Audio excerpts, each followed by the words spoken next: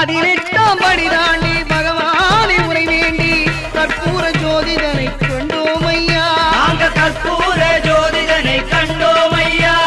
மகர ஜோதியை கண்டு மனமார சரணம் போட்டு மகர ஜோதியை கண்டு மனமார சரணம் போட்டு மணிகண்டா உன் பெருமை அறிந்தோம் ஐயா.